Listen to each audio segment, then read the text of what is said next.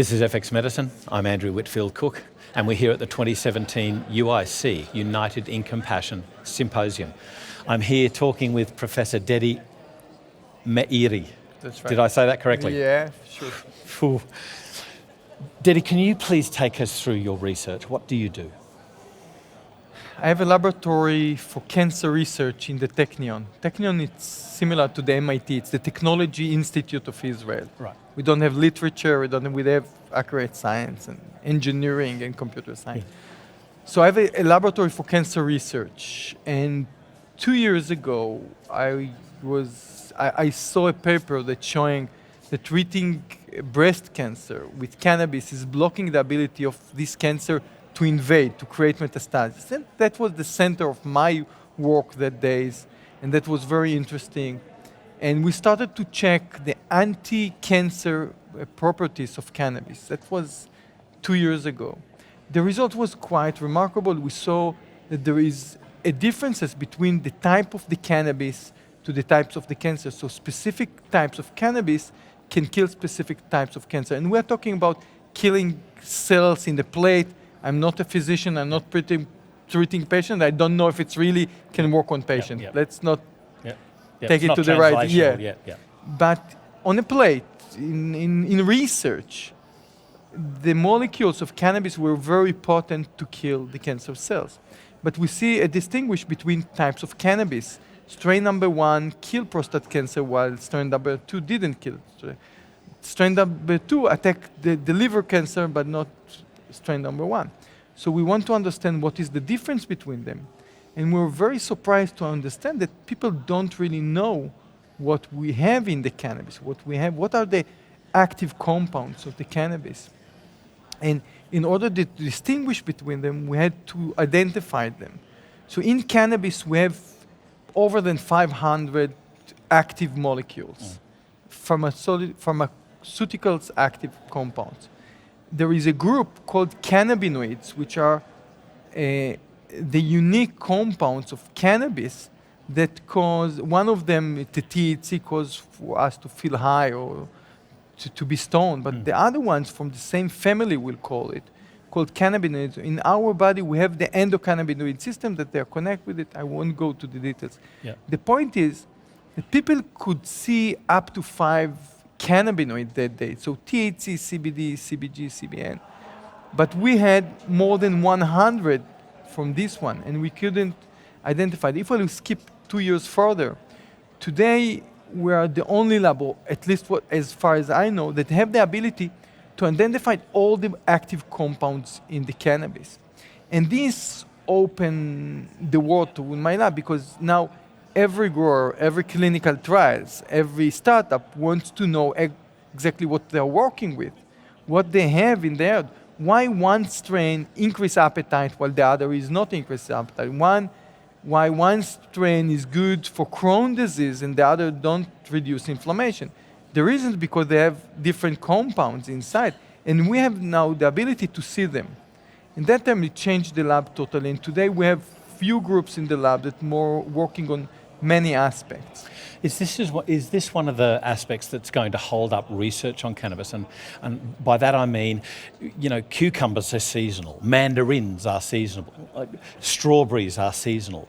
Are we going to see a seasonal effect with these phytochemical spectrums with regards to strain, time of cultivation, type of preparation, and indeed type of administration? Is this going to be a quagmire that's going to bog down cannabis research and the furthering of cannabis treatments?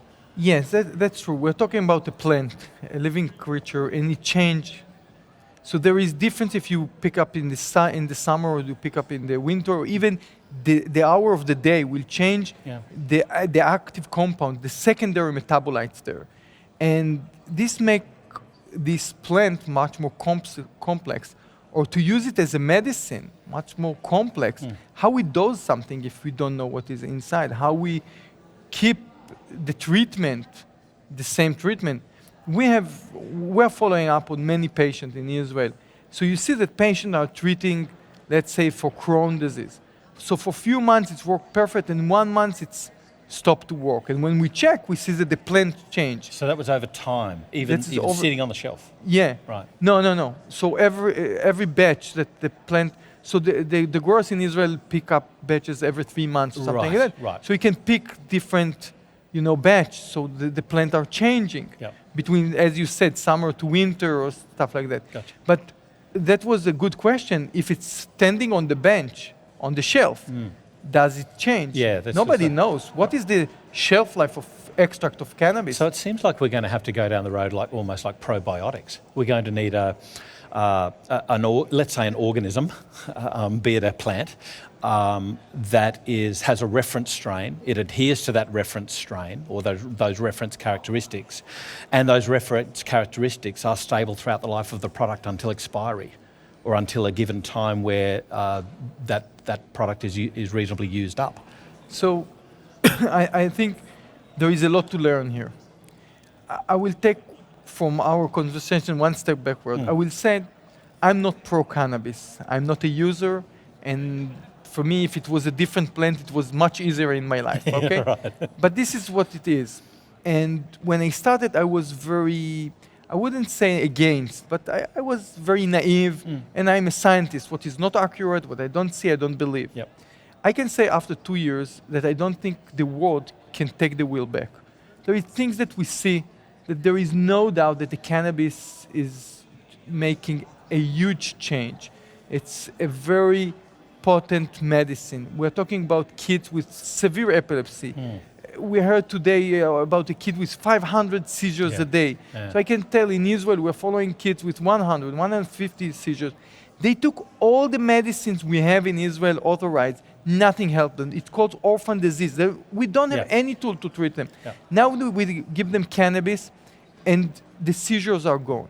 Okay? So it's not for all the kids. So from 200 kids, we have 9 kids with seizure free. But these 9 kids, we saved their life, right? We So didn't out have of 200 anything. children, you had 9 9 kids? seizure, 9. 9 seizure Nine free. seizure free. And another, That's I would say, 191 with seizures. right, but another something like 40 to 50% of the kids, that the amount of the seizures reduced in a way Right. that we called it very efficiently to 1 seizure a day from 100 Oh, okay, to well, 1 seizure in 2 days. So it's not totally limited, but it's considered very efficient. Yeah. We still left it with 50% that we don't have anything to help them, Yeah. but we help for 50%. It's a huge amount. yeah. And this is another tool. It's not the only tool. It's not the first tool, maybe. no. It's another tool to treat these kids. So there is some indication like epilepsy, autism, Crohn's disease, that you know that this one is a medicine that works very powerfully. So you can take the wheel back. But we're in a situation that we first treat these kids, we see how it's helping, and then I'm taking it to mice, to animal model to check how it's working. Right, okay. But this is the situation. We can't take it back. So to go back to your question, it's working. But we know we must learn how to treat better. How to use the right cannabis, the right strain to which indication. How to keep it very precise that what we get is the same in the summer, in the winter. The agriculture, the farmers will learn how to do it. We need to learn what is changing. So I can tell you that if you change the light, you're taking fluorescent light versus a yellow light. I don't know if my translation from Hebrew is correct, it's okay. but you totally change The frequency. the frequency. So you totally change Wavelength. the cannabis. You're changing the molecules Yep, inside. absolutely. So we need to learn how to grow it accurately. We need to learn how to dry it, how to pick, where to pick it, how to dry it, how to keep it. We're not there yet. So that's But going to we throw will in learn another it. mix about even latitude of growing, growing conditions. Right? So not just the soil, but the light that it's going to be exposed to at Everything. varying latitudes. If we want it so as a it's going to medicine, be, it just appears to me that there's a quagmire upon a quagmire at another level. Is it going to be the stage where we have a reference fingerprint? And I'm very cautious to make sure that people know that it's not a DNA fingerprint, but a phytochemical fingerprint of peaks and troughs. And then you have your new strain that you're growing, and you print out its fingerprint on a piece of cellophane, and you match it up. Is that what we need to get to the stage of? so I don't know how will be the future, but I can see few, ways how to do it. which will be a medicine that's repeatable. So think about it. If we know what is, how you call it, the fingerprint of the compounds inside that we need to treat some kind of disease, okay? It can be one compound, it can be 10 or 20, I don't care. But we know what we need, okay? Now we have, let's say, 10 different extracts from plants, which everyone have different composition. So today we have machines that make different colors when you want to paint your house, right? You're coming and you pick the color that you know, and you said, my wife wants this purple, okay? And then the machine is just mixing between them and you get the right color, right? Think about it for cannabis. You need a combination of cannabinoids. You take 10 different oils or extract, and now the machine will combine them that you will get the right profile. Well, let's think about. Is that where you would like to head? This sort of I don't get know. an isolated I'm giving an idea. You know, I'm a scientist. I don't know. I'm throwing the idea, and then my students need to do it. So with the pragmatics of having the cannabis plant that's got eons of cultural use, we're hearing more and more that for most people it's extremely safe. There are risks, but they're not as great as what are touted by those that don't want to use it. And that likewise, some of the benefits have been overhyped, that they're not as great as some people might like to see that those people, in those people that do like to use it. Given that a doctor is going to use medical cannabis to help a patient, that's the premise that we're seeing mostly here. These people that have got intractable epilepsy, Crohn's, end-stage cancer or advanced cancer, untreatable, unremitting conditions that are not responsive to standard medical or accepted medical guidelines or treatment programs. A doctor sometimes has to say, I need to help this person in front of me. I haven't got the cellophane, I haven't got that. What do I do? So what do you think is a reasonable thing now and in the near future to say for a doctor to help somebody in this instance? So that's a great comment or great question, because as I see it now, it's exactly what you said. Because we don't know enough, we don't have enough knowledge. I wouldn't take it as a first treatment to a patient. Okay, that's not what I would do. I'm not a physician, but if I would stand in front of a kid, it wasn't the first thing that I would give him. But if I'm reaching to the point that I already tried what is reasonable, it's another tool. And that tool, we are gathering data more and more and more, okay, to understand what is the better to start with. And as you said, it's quite safe. There is side effect, and there is gain and loss from medicine, every medicine, and it's true for cannabis. But there is no overdose. People are not dying from taking cannabis. You can be stoned for a few hours, you will come back to yourself after that. So in general, it's very safe medicine, and I for sure would take it to the arsenal of the physician to use it. And in Israel, we're there already. So Israel succeeded to do something that I think most of the other countries didn't. Because we're giving it to very severe patients, the patients that we already tried everything, nothing worked, then we tried cannabis. It changed all the concept of the people about cannabis. Because now, here it's a medicine that really treated people that suffering a lot. And we're a small country, so everybody know one of his neighbor, his grandma, his brother, that have a Crohn, was hospitalized, tried this and that and that and that, nothing happened. And here cannabis helped. Here's your grandma that's suffering from cancer and she's vomiting, and then she's getting cannabis and her face changing. She's feeling much better. So all the concept of this as a medicine, very powerful medicine, change. So also the physician change their thought about this medicine because they see how it's helping to the patient. So taking 2 years ago, my conversation with physician to how they are talking today, it's like a common knowledge that this is a medicine. We should try it also. I have to ask the question then, we talk about these examples that nothing worked and then, nothing worked and then, cannabis helped, cannabis did, cannabis worked. Is there facility that, given that we don't know all there is to know about cannabis, is there reasonable facility to say that we should actually be including it earlier in the treatment paradigm? that we shouldn't be leaving it as a last resort? So I think that it's in the hand of as a physician. Yeah. I'm not a physician, but I'm teaching in the med school, in the medical school. But what do you think? What's your opinion? These guys, that my students in the medical school, are the best students in the technical. Okay, let's give the physician. They learn a lot of years. They see a lot of patients. They have the variety to decide. To my opinion, it should be in the arsenal of the physician, and he should decide if to take it as a first treatment, the second, or the last, according to which disease we want to treat. Right. If you have a good medicine to this, to this one that work on 90% of the patient, you shouldn't replace it with cannabis. But if it's something that the medicine itself causes many bad reaction and it's very poison, maybe cannabis should come before. We need to give it back the power to the physician as a treatment. Because in the end, when my son is sick, I'm going to see a physician. I'm not going to see, my brothers that use cannabis. Yeah.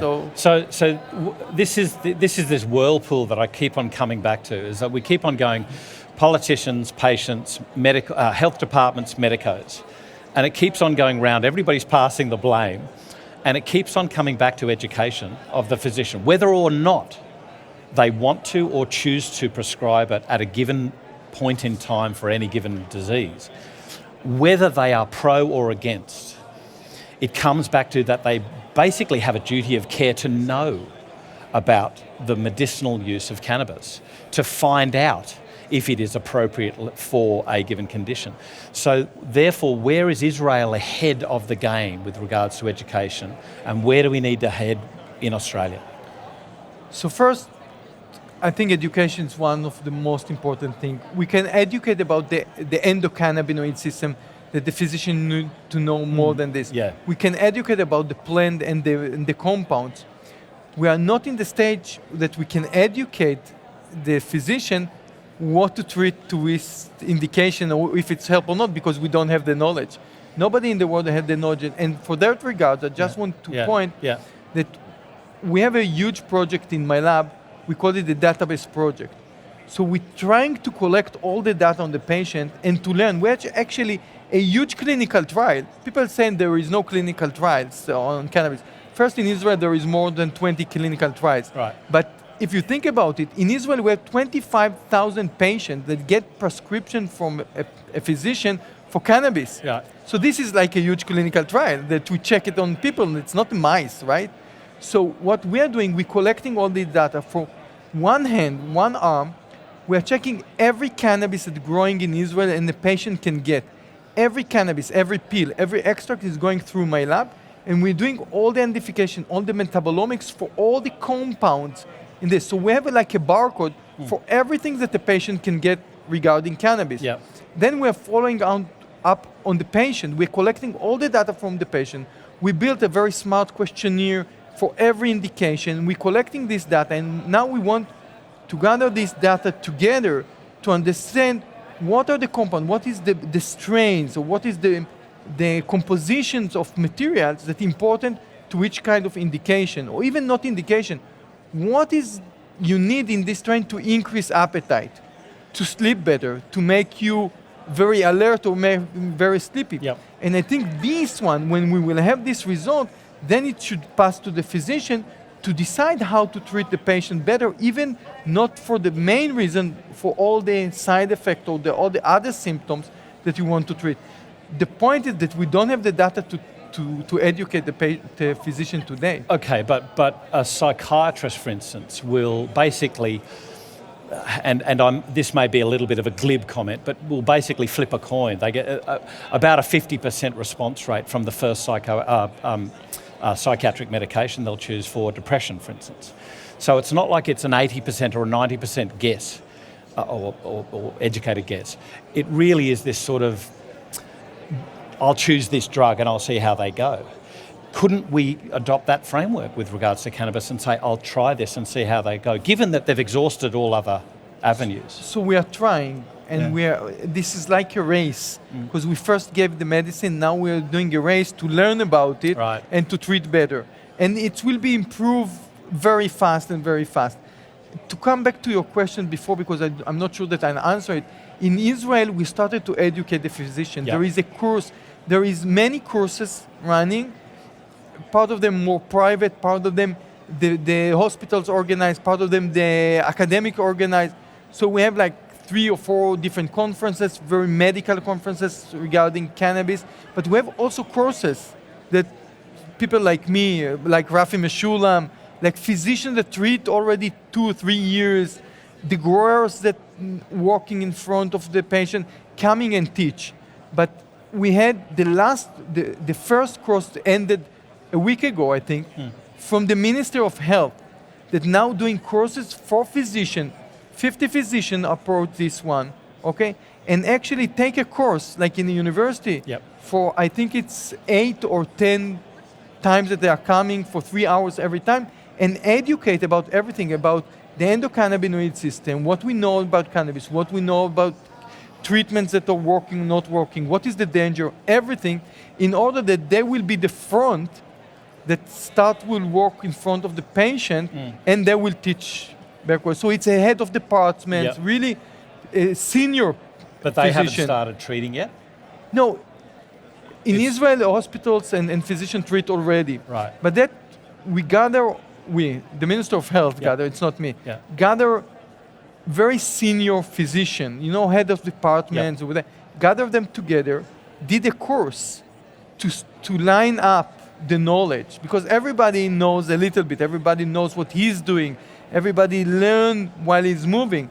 So it said, okay, let's line up everyone try to increase the knowledge that they have and to improve the treatment. And I think this is the right way to go. Was there any feedback gained from that education to assess whether those people that had a negative viewpoint of cannabis at the beginning had changed their viewpoint, or indeed vice versa, those people who had a positive viewpoint of cannabis at the beginning had a negative viewpoint at the end of the education process? Did it change? So I don't think it changed. So first of all, in Israel, this change already happened. People or the physicians, but it's all the population, changed already the view. Yeah. So people that were against 2 years ago, I don't think they're against now. Right. When I got a license in the Technion to do cannabis research, I've been called to the ministry, like the vice president said to me, Daddy, why cannabis? Why to be involved? We don't really want to be involved. Today, Now you nobody. get invited to dinners. Today I'm invited to dinners. Exactly. If somebody important comes to the Techno, they take me to my lab to show it.